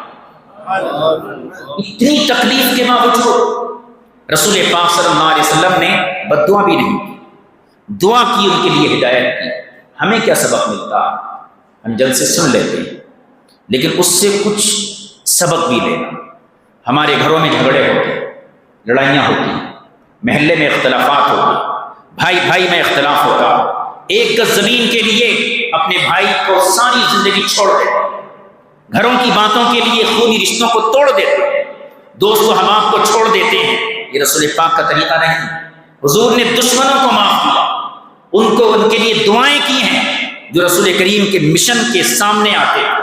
اس سے پتہ یہ چلا کہ رسول پاک کی امت کو بھی رسول پاک کی شریعت کے مطابق عمل کرنا چاہیے۔ اگر کوئی آپ سے اختلاف کرتا ہے ذاتی طور پر، معاملات کے طور پر، تو اسے معاف کر دیجیے۔ اس سے انتقام لینا یہ شریعت نہیں ہے، شریعت یہ ہے کہ اسے درگزر کر دیجیے۔ حضور نے ایک فرمان سنایا، ہمیں بتایا کہ واعف عمن ظلمک، جو تم پر ظلم کرے اسے معاف کرو۔ یہ کتنا بڑا پیغام ہے۔ پوری دنیا کا کوئی ڈکٹیٹر، کوئی بادشاہ، کوئی مسلم، کسی قوم کا رہنما یہ نہیں کہتا کہ ظالم کو معاف کرو۔ دنیا کہتی ہے ظالم سے انتقام لو، مگر رسول رحمت فرماتے ہیں ظلم کرنے والے کو معاف کرو۔ وَأَحْسِنْ إِلَىٰ مَنْ أَسَاءَ إِلَيْكَ، جو تمہارے ساتھ زیادتی کرے اس کے ساتھ بھلائی کرو۔ نبی کائنات صلی اللہ علیہ وسلم کی ذاتی زندگی بھی گواہ ہے کہ آپ نے کسی کو اذیت نہیں پہنچائی، اور آپ کا مشن، آپ کا نظام بھی گواہ ہے کہ آپ نے جو تعلیمات اپنی امت کو دی ہیں اس میں بھی یہی ہے کہ دوسروں کو معاف کر دیا جائے۔ عزیزان ملت اسلام، تو حضور کتنی بڑی رحمت ہے۔ نبیوں نے اپنی امت اجابت کے لیے بڑی دعائیں کی۔ جناب ابراہیم علیہ السلام نے دعا کی، اللہ ان تعذبهم فانهم عباد وان تغفر لهم فانك انت العزیز الغفور۔ اے اللہ، یہ تیرے ہی بندے ہیں، اگر تو انہیں عذاب دیتا ہے تو یہ تیرے ہی بندے ہیں، لیکن اگر تو انہیں سزا دیتا ہے تو یہ تیرے بندوں کا معاملہ ہے۔ یہ حضرت ابراہیم علیہ السلام جو بہت رحم دل ہے، عذاب کی بد دعا تو نہیں کی، عذاب پوچھا نہیں، اتنا کہا یہ تیرے ہی تو بندے ہیں، چاہے تو انہیں عذاب دے، چاہے تو انہیں معاف کر دے۔ حضور نے ایسا نہیں کہا۔ حضور ساری رات مصلی پر کھڑے ہو گئے، کیا فرماتے تھے؟ ربی حب لی امتی، ربی حب لی امتی۔ ایک ہی چیز، یہ کبھی نہیں کہا رب العالمین میری امت کو عذاب دے، بلکہ یہی کہا ہے اللہ میری امت پر رحمت کی نظر فرما، میری امت پر کرم کی نظر فرما۔ ساری رات ریش مبارک آنسوں سے تر ہو جاتی تھی، ہماری اور آپ کی مغفرت کی دعائیں کرتے۔ وہ تو بے گناہ ہے، معصوم ہے، قصداً سہون کبھی بھی رسول پاک صلی اللہ علیہ وسلم سے چھوٹا بڑا کسی قسم کا کوئی گناہ نہیں ہوا۔ معصوم پیغمبر ساری رات ہم گناہگاروں کے لیے مصلی پر اللہ کے سامنے آنسو بہا رہے ہیں، اس سے زیادہ رحمت اور کیا ہو سکتی ہے؟ عزیزان گرامی، تو حضور اکرم صلی اللہ علیہ وسلم نے ہمیشہ دعائیں دی۔ ایک اور میں آیت سناتا ہوں۔ نضر بن مالک نام کا ایک شخص تھا، یہ یہودیوں کی کتابیں پڑھتا تھا، ملک شام تجارت کو جاتا تھا، اور یہودیوں سے توریت زبور کی باتیں سن کر آتا تھا، اور صحن کعبہ میں بیٹھ کر قریش مکہ کو جمع کر کے اپنی قابلیت دکھاتا تھا، اور کہتا تھا دیکھو میں بھی تو تمہیں دین کی باتیں بتا رہا ہوں۔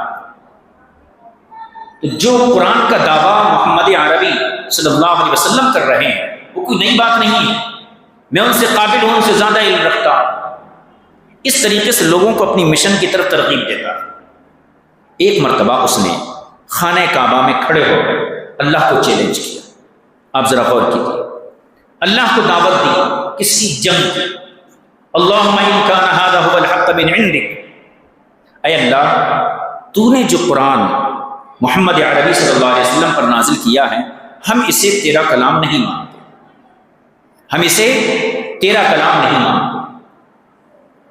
اگر واقعی یہ تیرا کلام ہے ہم نہیں مانتے، ہمیں تو ابیئتنا بعذاب علیم، یا تو آسمان سے پتھر برسا کے ہمیں تباہ کر دے، یا ہمیں کسی دردناک عذاب میں مبتلا کر دے۔ یہ کتنا بڑا چیلنج ہے۔ ایک بندہ خاک کا پیکر نجاست میں ڈوبا ہوا اس قادر مطلق کو چیلنج کر رہا کہ میں تیرے قرآن کو نہیں مانتا، اور اگر میری کوئی سزا ہے تو تیرے گھر میں کھڑا ہوں، مجھے آسمان سے پتھریں برسا دے اور ہلاک کر دے۔ ہونا کیا چاہیے تھا؟ ایسے انسان کی نسلوں کو تباہ کر دیا جاتا۔ یہ عقل کا بھی تقاضا ہے اور وقت کا بھی تقاضا ہے، لیکن اللہ نے اس کو عذاب نہیں دیا، اپنے نبی کے دل پر ایک آیت اتار دی، وما كان الله ليعذبهم وانت فيهم۔ اے محبوب، اس بے ادب کی گستاخی تو اتنی ہی بڑی ہے کہ اس کی نسلوں کو تباہ کر دیا جائے، مگر بات یہ ہے کہ تم اس قوم کے اندر جلوہ گر ہو، جب تم ان کے درمیان رہو گے ہمارا عذاب نازل نہیں۔ حضور کی یہ رحمت ہے۔ حضور دعا بد دعا کرنا تو بہت دور کی بات ہے، حضور کا چہرہ دیکھ کر اللہ کا عذاب نازل نہیں ہوتا، کیونکہ حضور کی قدموں کے نیچے آنے والی ذروں کی، زمین کی اللہ نے قسم اٹھائی، لا اقسم بہذا البلد، اس میں اس زمین کی قسم اللہ نے یاد کی ہے جو رسول پاک کے نعلین سے مس ہوتی تھی۔ حضور جہاں بھی چلیں وہ زمین برکت والی اللہ کی قسم کی مستحق ہو جاتی ہے۔ تو عزیزان گرامی، رسول پاک صلی اللہ علیہ وسلم کس قدر عظیم نعمت ہیں۔ اپنوں کے لیے تو ہے لیکن دوسروں کے لیے کتنی بڑی نعمت ہے۔ ایک اور حدیث پاک میں یہاں عرض کر دوں، انبیاء و مرسلین بھی رسول پاک صلی اللہ علیہ وسلم کی نعمت سے دامن بچا کر نہیں جا سکتے، انہیں بھی حضور کی رحمت سے ضرور حصہ ملا۔ حدیث یہ ہے، حضرت آدم علیہ السلام کو جب اللہ نے پیدا کیا، وہ جنت میں ایک زمانے تک رہے جو آپ جانتے ہیں، اس کے بعد گندم کا ایک دانہ کھا لیا، وہ ایک بہانہ تھا، ان کو زمین کا ہی خلیفہ بنایا گیا تھا، تو زمین میں آنا یہ اللہ کا فیصلہ تھا، اس کو گناہ نہیں کہہ سکتے آپ، لیکن حکمت ہے اللہ کے کاموں میں۔ زمین پر آپ آئے اور کئی سو سال تک روتے رہے، کئی سو سال تک روتے رہے، دعا قبول نہیں، وہ بھی اللہ کے نبی۔ پھر ان کو خیال آیا، اور خیال بھی کب آیا؟ جب اللہ نے چاہا۔ اللہ ہی خیال ڈالتا ہے، اللہ ہی ارادہ ڈالتا ہے۔ آپ ایک رکعت نماز بھی پڑھتے ہیں تو آپ کا کوئی کمال نہیں ہے، اللہ آپ کے دل میں ارادہ ڈالتا ہے، قدموں کو مسجد تک بڑھاتا ہے۔ ان کے دل میں اللہ خیال ڈالا، خیال کس بات کا ڈالا؟ کہ میرے نبی کے وسیلے سے دعا کر۔ یہ خیال اللہ پہلے دن بھی ڈال سکتا ہے، اس وقت حضور کی عظمت ظاہر نہیں ہوتی۔ حضور کی عظمت ظاہر کرنے کے لیے کئی سو سال تک اللہ کا پہلا خلیفہ زمین پر آنسو بہاتا رہا، مگر اللہ نے ارادہ نہیں ڈالا۔ جب ارادہ ڈالا تو حضرت آدم نے ہاتھ اٹھا دی اور دعا کی، اللہم اغفر بحق محمد، اے اللہ محمد عربی صلی اللہ علیہ وسلم کے واسطے سے میری توبہ قبول کر۔ اللہ نے فوراً توبہ قبول کر، لیکن ساتھ میں یہ بھی پوچھا، یہ بتاؤ آدم وکیف عرفت محمد، تم نے محمد کو کیسے پہچانا؟ ابھی تو ان کا نور تمہاری پشت میں ہے، ابھی وہ دنیا میں تشریف بھی نہیں لائے، آخری زمانے میں نبی بن کر تشریف لائیں گے، تم نے کیسے پہچان لیا؟ حضرت آدم نے فرمایا، عرض کیا، رب العالمین لما خلقتنی ونفخت فی من روحی فرأیت، جب تو نے مجھے پیدا کیا اور میرے اندر روح کو ڈالا تو میں نے جب آنکھیں کھولی، فرأیت علی قوائم العرش مکتوبا لا الہ الا اللہ محمد رسول اللہ، تو میں نے عرش الہی کے ستروں پر لکھا دیکھا تیرا نام اور محمد عربی کا، تو میں سمجھ گیا کہ یہ وہی ہستی ہے کہ جس کے نام کو اللہ نے اپنے نام کے ساتھ ملایا ہے، یہی اللہ کی بارگاہ میں سب سے زیادہ مرتبے والی ذات ہے۔ اللہ نے فرمایا ہاں وہ ایسی ہی ذات ہے، لولا لما خلقت الجنۃ والافلاک، اگر وہ ذات کو پیدا کرنا مقصود نہ ہوتا تو نہ زمین پیدا کرتے نہ آسمان پیدا کرتے، ولولا اگر ان کو پیدا کرنا مقصود نہ ہوتا، اور اے آدم تمہیں بھی ہم پیدا کرتے۔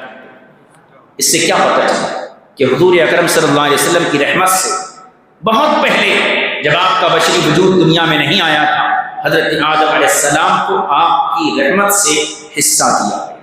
پھر جب حضرت آدم کا وصال کا وقت آیا تو اپنے بیٹے جناب شیش کو آپ نے بلایا، اور بلا کر باپ نے نصیحتیں کی۔ نصیحت کیا تھی؟ نصیحت میں ایک چیز یہ تھی، تقوی کو لازم پکڑ۔ آپ نے فرمایا، اے میرے بیٹے، میرے بعد نبوت یہ دولت اللہ تمہیں عطا فرمائے گا، تقوی پر قائم رہنا۔ اور دوسرا کام، فذکر جنبا اسم محمد، فذکر اسم محمد جنبا اسم اللہ تبارک و تعالی، جب جب اللہ کا نام لینا تو حضور اللہ کے نام کے ساتھ اللہ کے محبوب کا بھی تذکرہ۔ انہوں نے اپنے بیٹے کو نصیحت، بیٹے نے پوچھا، آپ تو مسجد ملائکہ ہیں، آپ کو فرشتوں نے سجدہ کیا، آپ اللہ کے پہلے خلیفہ ہیں، پھر آپ ایک دوسرے نبی کی ذکر کا مجھے حکم کیوں دے رہے ہیں؟ تو حضرت آدم نے فرمایا، بیٹے میں نے جنت میں رہا، جنت کے باغ و بہار کو دیکھا ہے، جنت کے محلات کو دیکھا ہے، فما وجدت موضعا الا مکتوبا علیہ لا الہ الا اللہ محمد رسول اللہ، جہاں جہاں میں گیا مجھے اللہ کے نام کے ساتھ یہی پیغمبر کا نام ملا۔ تو اللہ کی بارگاہ میں اس پیغمبر کی شان اتنی بلند ہے کہ جنت بنانے والا تو خدا ہے، لیکن اس جنت کے ہر دروازے پر محبوب کریم کا نام ہے۔ تو میرے عزیز ساتھیو، حضور اکرم صلی اللہ تعالی علیہ وسلم کے نام کے اندر حضور کی ذات سے انبیاء علیہ السلام کو بھی فیض پہنچا۔ ہماری آپ کی تو خاص ایک کہنا چاہیے، خاص حصہ ہے حضور اکرم کی رحمت، امتی ہونے کے لحاظ سے انبیاء بھی ان کی رحمت سے بے نیاز نہیں، کفار و مشرکین بھی ان کی رحمت سے بے نیاز ہیں۔ آپ جانتے ہیں کتنے گناہ ہوتے ہیں لیکن عذاب نہیں آتا۔ ہمارے اندر ہر وہ گناہ موجود ہے جو قوم لوط کے اندر تھا، ہر وہ گناہ موجود ہے جو قوم عاد کے اندر تھا، ہر وہ گناہ موجود ہے کہ جس گناہ کی بنیاد پر پہلے عذاب اتر جاتا ہے، مگر برسوں سے ہم گناہ کر رہے ہیں، عذاب نہیں اترتا۔ اب جانتے ہیں اس کی وجہ کیا ہے؟ وجہ یہ ہے، ایک تو یہ ہے کہ حضور رحمت ہے، حضور دنیا سے تشریف لے گئے، اب تو عذاب آ جانا چاہیے لیکن قیامت تک عذاب نہیں ہے۔ جب تک کوئی کلمہ پڑھنے والا اس دنیا میں موجود رہے گا آسمان سے عذاب نہیں ہے۔ یہ اللہ کا وعدہ ہے حضور کی امت کے ساتھ۔ گناہ ہمارے آسمان تک پہنچ گئے مگر عذاب زمین پر نہیں اترتا، اس کی وجہ حضور اکرم صلی اللہ علیہ وسلم کی ذات ہے۔ حضرت عیسیٰ علیہ السلام اللہ کے پیغمبر ہیں لیکن ان کو اللہ نے آسمان پہ اٹھا دیا، ٹھیک ہے۔ حضرت ادریس علیہ السلام اللہ کے پیغمبر ہیں، انہیں بھی اللہ آسمان پہ اٹھا دیا۔ اللہ کے سب سے زیادہ محبوب حضور ہیں، ہونا کیا چاہیے تھا؟ حضور کو بھی اللہ آسمان پہ بلا لیتا، قرب خاص میں رکھتا، اپنے نبی کے جمال کو دیکھتا، اپنا جمال دکھاتا، اپنے نبی پر فیضان دیتا، علوم کا تبادلہ، علوم اپنے نبی کو اور عطا فرماتا کہ اپنے محبوب کے جسم اقدس کو اللہ نے دنیا میں رکھ دیا اور حضرت عیسیٰ کے جسم اقدس کو چوتھے آسمان پہ رکھا۔ اس کی حکمت ہمارے علماء نے یہی بیان کی کہ مقام تو حضور کا بلند ہے، تو عقل کا تقاضا یہ تھا کہ حضور کو آسمان پہ بلا دیا جائے، لیکن چونکہ حضور اس دنیا کے لیے پیک رحمت ہے، جب تک یہ جسم اقدس زمین پہ رہے گا اللہ کا عذاب زمین پہ نازل نہیں کیا جائے گا۔ وما كان الله ليعذبهم وانت فيهم، جب تک آپ کا جسد اقدس اس زمین پر موجود رہے گا اللہ کا عذاب دنیا پہ نازل نہیں کیا جائے گا۔ تو حضور کا دنیا میں رہنا یہ ہمارے آپ کے لیے رہنا۔ کب تک کرنا؟ چلیے آخری بات سن لیجیے۔ حضور اکرم سے، یہ مسلم شریف کی حدیث ہے، حضور اکرم سے حضور کی رحمت آپ کو بتانا ہے۔ حضور اقدس صلی اللہ علیہ وسلم کے پاس ایک صحابی حضرت ابی بن کعب رضی اللہ عنہ، قرآن کے سب سے بڑے قاری، سب سے، حضور فرماتے اقرأہم کتاب اللہ، قرآن کے سب سے بڑے قاری، انہی کی امامت میں حضرت فاروق اعظم نے 20 رکعت تراویح پر لوگوں کو جمع کیا، انہی نے نماز پڑھائی تھی، بہت بڑے قاری۔ مسجد نبوی میں داخل ہوئے، ایک شخص آیا اور قرآن پڑھنے لگا، لیکن ایسی قرأت کر رہا تھا وہ جو قرأت ان کو نہیں آتی تھی، اجنبی قرأت، الگ طریقے سے قرآن پڑھ رہا تھا۔ دوسرا آیا وہ اور الگ طریقے سے پڑھنے لگا، دونوں نے الگ الگ طریقے سے قرآن پڑھا۔ نماز سے فارغ ہونے کے بعد ابی بن کعب دونوں کو حضور کی خدمت میں لائے اور کہا یا رسول اللہ اس نے ایسا قرآن پڑھا، اس نے ایسا قرآن پڑھا۔ حضور نے دونوں سے سنا اور دونوں کو بتایا تم نے بھی ٹھیک پڑھا ہے، تم نے بھی ٹھیک پڑھا ہے۔ تو فرماتے ہیں فوقع فی نفس التکذیب، میرے دل میں اسلام سے شک پیدا ہونے لگا کہ حضور نے دونوں کو صحیح بتایا، تو میرے دل میں شک پیدا ہونے لگا۔ حضور اقدس صلی اللہ علیہ وسلم نے نگاہ نبوت سے میرے دل کے شک کو دیکھ لیا اور ایسا شک پیدا ہوا کہ جب میں ایمان نہیں لایا تھا اس وقت اتنا شک نہیں تھا جو آج شک پیدا ہوا۔ تو حضور نے نگاہ نبوت سے میرے دل کے شک کو پہچان لیا، فضرب علی صدری، میرے سینے پر ہاتھ مارا، تو ایسا محسوس ہوا کأنما انظر الی اللہ عز وجل غرقا، گویا میں خوف کے مارے اللہ کو دیکھ رہا، یعنی دل میں جو شک کی کیفیت پیدا ہوئی حضور کے ہاتھ رکھنے سے وہ کیفیت ختم ہو گئی۔ یہ حدیث پاک ہے۔ اس کے بعد حضور نے فرمایا اے ابی بن کعب انزل القرآن علی 7 احرف، یہ قرآن 7 قرأتوں پہ نازل کیا گیا، 7 طریقے سے قرآن کو پڑھا جا سکتا ہے۔ ٹھیک ہے، اب سنیے 7 قرأتیں ہمیں کیسی ملی۔ حضور فرماتے ہیں کہ جبریل امین میرے پاس قرآن لے کر آئے اور انہوں نے کہا اللہ نے آپ کو یہ حکم دیا، اجازت دی ہے کہ آپ اس کو اقرأہ علی حرف، ایک قرأت پر قرآن پڑھیں۔ حضور نے جبریل کو واپس کر دیا اور عرض فرمایا کہ اللہ کی بارگاہ میں عرض کرو میری طرف سے کہ میرے مختلف قبیلے ہیں، میری امت کے مختلف خاندان ہیں، مختلف قبیلے ہیں، ایک لفظ ہر قبیلے کی، ہر خاندان کی زبان پر نہیں چڑھ سکتا۔ اس کو یوں سمجھیے، شین ایک لفظ ہے، ٹھیک ہے، شہر کے لوگ عادتاً شین بول لیتے ہیں، گاؤں کے لوگ مشکل ہوتی ہے۔ قاف، ہمارے ملک کے لوگ قاف برابر بولتے ہیں، پاکستان کے لوگ قاف نہیں بول پاتے، کاف بولتے ہیں۔ کبھی غور کیجیے، وہ لوگ جو نعتیں پڑھتے ہیں کاف، آقا، آقا، آقا کو آقا بولتے ہیں۔ یہ ان کی غلطی نہیں ہے، ان کے زبان کا پرابلم ہے۔ کسی بنگالی کو دیکھیے، وہ الگ انداز میں بات کرے، تو ایک لفظ ہر ایک کی زبان پہ چڑھ جائے یہ نہیں ہو سکتا۔ تو حضور نے فرمایا، قرآن لوٹایا اور فرمایا میرے رب کی بارگاہ میں عرض کرو کہ میری امت کے قبیلے بہت ہیں اور ایک لفظ ہر زبان پہ نہیں چڑھ سکتا، آسانی عطا فرما۔ جبریل دوبارہ آئے اور انہوں نے عرض کیا، رب العالمین نے اجازت دی، اقرأہ علی حرفین، یا رسول اللہ آپ کی امت کو اجازت ہے کہ 2 قرأتوں پہ قرآن پڑھ لیا جائے۔ حضور نے پھر واپس کر دیا، جبریل پھر آئے اور آ کر کہنے لگے اللہ نے آپ کی امت کو حکم دیا ہے کہ آپ 3 قرأتوں پہ قرآن پڑھ سکتے ہیں۔ حضور نے پھر واپس کیا، پھر جبریل آئے اور جبریل نے عرض کیا رب العالمین نے آپ کی امت کو 7 قرأتوں پر قرآن پڑھنے کی اجازت دی۔ حضور نے فرمایا ہاں اب ٹھیک ہے، آپ اس میں غور کیجیے، اگر ایک قرأت پر قرآن اتارا جاتا ہے تو تکلیف کس سے ہوتی ہے؟ حضور کو نہیں ہوتی، ہمیں تکلیف ہوتی، ہمارے لیے مشکل ہوتی، لیکن حضور نے ہماری مشکل اپنی مشکل بنا دی اور فرشتے کو بار بار لوٹا کر رسول پاک صلی اللہ علیہ وسلم نے اس قرآن کو 7 قرأتوں پر جائز کرا دیا تاکہ امت پر قرآن کا پڑھنا آسان ہو جائے۔ ہم کتنا قرآن پڑھتے ہیں؟ یہ آسانی کس کے لیے تھی؟ گھر میں رکھنے کے لیے نہیں تھی، یہ آسانی پڑھنے کے لیے تھی، یہ آسانی قرآن کی تلاوت کے لیے تھی۔ اپنا اپنا جائزہ لیجیے، میں آپ کو ذاتی طور پر نہیں جانتا، خود سوچئے قرآن کی کتنی تلاوت کرتے ہیں۔ حضور نے ارشاد فرمایا لا تجعلوا بیوتکم مقابر، اپنے گھروں کو قبرستان مت بناؤ۔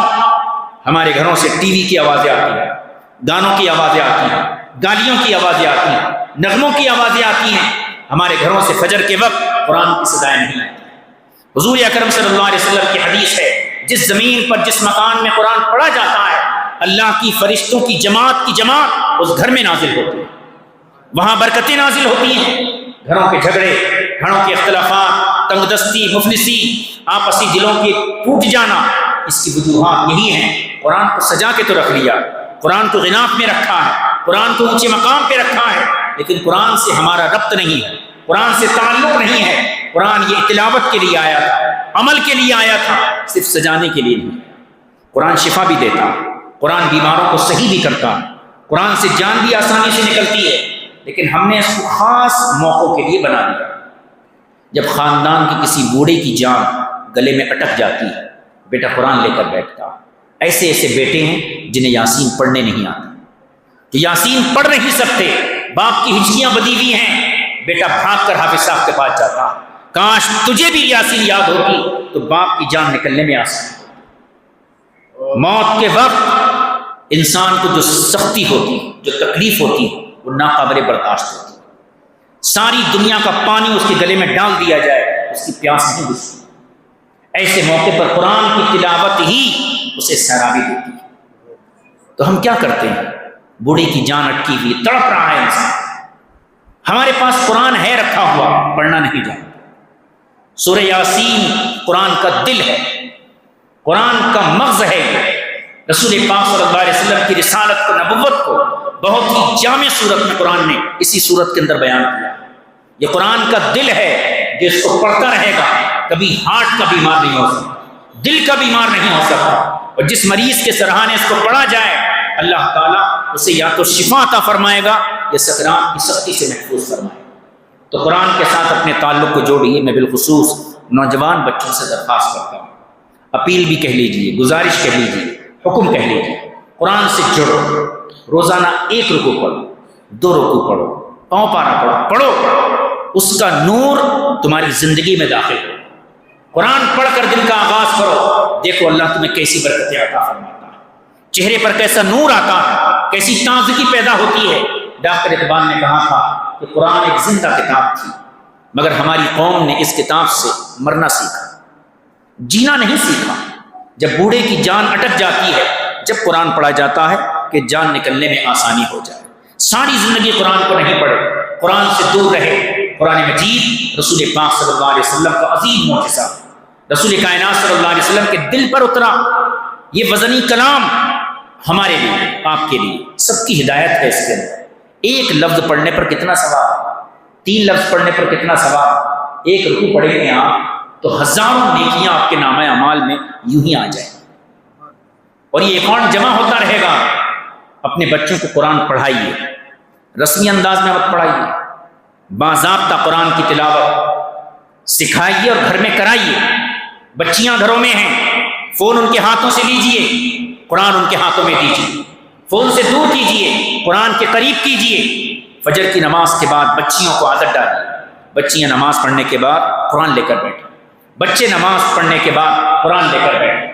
قرآن پڑھنے کے بعد اپنے خاندان کے بزرگوں کے لیے دعا کیجیے، جو بزرگ دنیا سے چلے گئے، خاندان کے بڑے چلے گئے، ان کی دعا کیجیے۔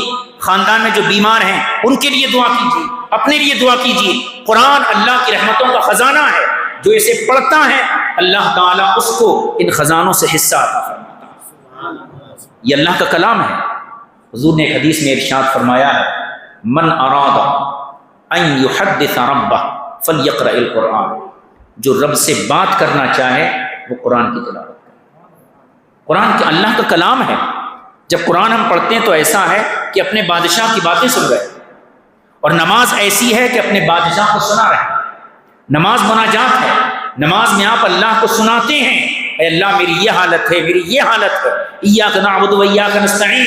جب قرآن لے کر بیٹھتے ہیں تو اللہ کا کلام، اللہ کی باتیں سنتے ہیں۔ عزیزان ملت اسلامی، اپنے بچوں کو قرآن پڑھنا سکھائیے، اپنے بچوں کو قرآن کی عادت دلائیے، قرآن کا شوق جذبہ پیدا کیجیے، قرآن سے ان کو جوڑیے۔ یہ قرآن ان کی زندگی کے لیے بہتر ہے، آخرت کے لیے بہتر ہے۔ اللہ رب العزت مجھے آپ کو سب کو قرآن عظیم سے وابستہ رہنے کی توفیق عطا فرمائے، اور بطور خاص اس محفل کو جس نام اقدس کے ساتھ منسوب کیا گیا، مولا کریم اس پیارے حبیب صلی اللہ علیہ وسلم کے طفیل ہمارے دنیا اور آخرت میں سرخوری عطا فرما، ہمارے نیک و جائز مقاصد کو پورا فرما، ہم سے بولنے میں، سننے میں، آداب مسجد میں، آداب ذکر میں قصداً سہون جو غلطی مولا کریم اپنے فضل و کرم سے معاف فرما، ہم سب کے نیک و جائز مقاصد کو پورا فرما، ہمارے بزرگوں کی مغفرت فرما، ہمارے بیماروں کو شفا عطا فرما، ہمارے گھروں میں برکتیں عطا فرما، ہمارے آپسی اختلافات کو دور فرما، ایک اور نیک بنا، اپنے حبیب مکرم صلی اللہ علیہ وسلم کی سچی محبت نصیب فرما۔ وصلی اللہ علی نبی الکریم وآلہ وصحبہ اجمعین والحمد للہ رب العالمین۔ السلام علیکم ورحمۃ اللہ۔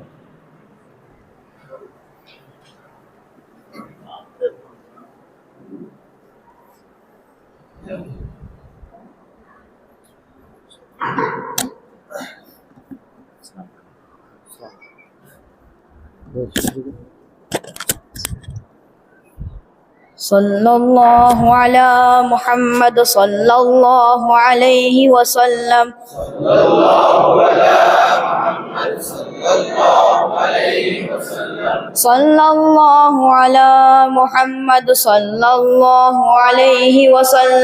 صلی اللہ علی محمد صلی اللہ علیہ وسلم۔ مصطفیٰ جان رحمت پہ لاکھوں سلام، شمع بز میں ہدایت پہ لاکھوں سلام، مصطفیٰ جان رحمت پہ لاکھوں سلام، شمع بز میں ہدایت پہ لاکھوں سلام، شہر یار ایرم تاجدار حرم، شہر یار ارم تاجدار حرم نوبہار شفاعت پہ لاکھوں سلام مصطفیٰ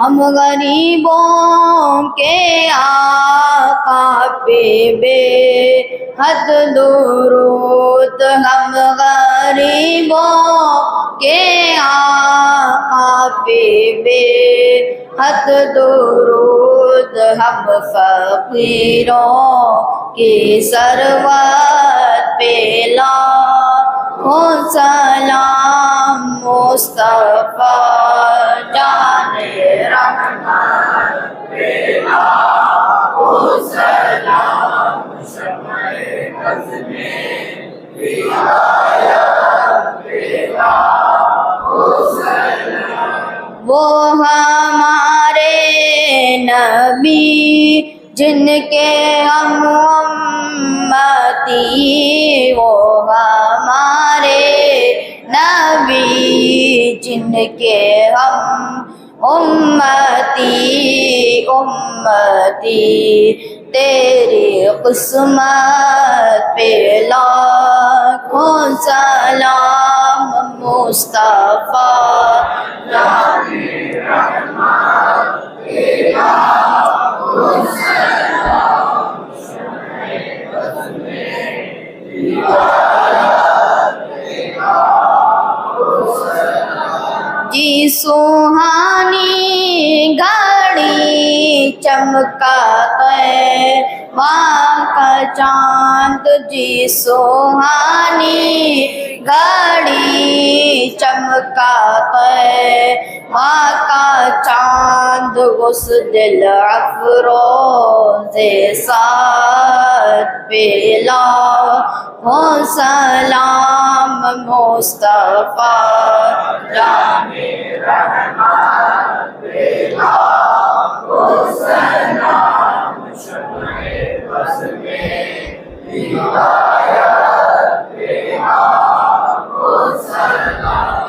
غوث اعظم امام متقی والنقی، غوث اعظم امام متقی والنقی، جلوہ شان قدرت پہ لاکھوں سلام مصطفیٰ جان رحمت پہ لاکھوں سلام شمع بز میں ہدایت پہ لاکھوں سلام۔ کاش محشر میں جب ان کے آمد ہو اور بھیجے سب ان کی شوقت پہ لاکھوں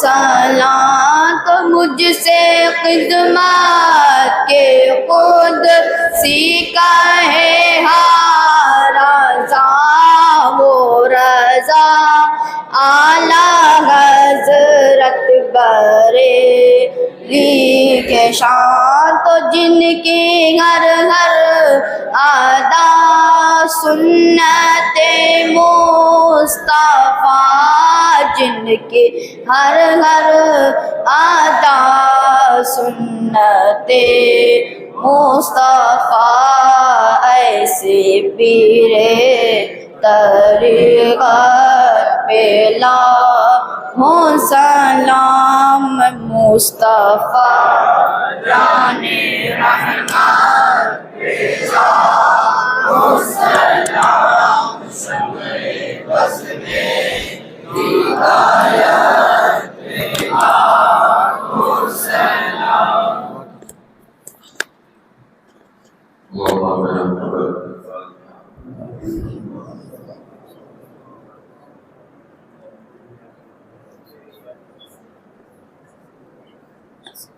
یا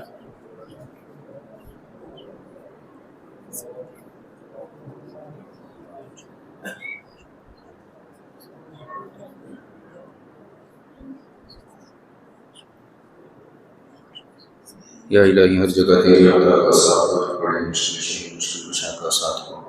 کربلا عیرت شہیدی کربلا کے واسطے، سید سجاد کے صدقے میں ساجدہ میں علم حمد باقری علم ہدا کے واسطے، قادری کر قادری رب قادری کے میں اٹھا قدر عبد القادر قدرت اللہ کے واسطے، احسن اللہ رب الاسفل سے دیر اس حسن بندہ رزاق تاج الاسفیہ کے واسطے، کراتا احمد رضا احمد مرسل میں میرے مولا حضرت احمد رضا کے واسطے، سایہ جملہ مشایخ یا خدا ہم پر رہے، رحم فرما علی رحم مصطفیٰ کے واسطے۔ قال اللہ تعالی فی شان حبیبہ الکریم ان اللہ وملائکتہ یصلون علی النبی یا ایھا الذین آمنوا صلوا علیہ وسلموا تسلیما اللهم صل علی سیدنا محمد وعلى الجود والکرم وآلہ الکرام وابنہ الکریم وبارک وسلم سبحان ربک رب العزة عما یصفون وسلام علی المرسلین والحمد للہ رب العالمین یا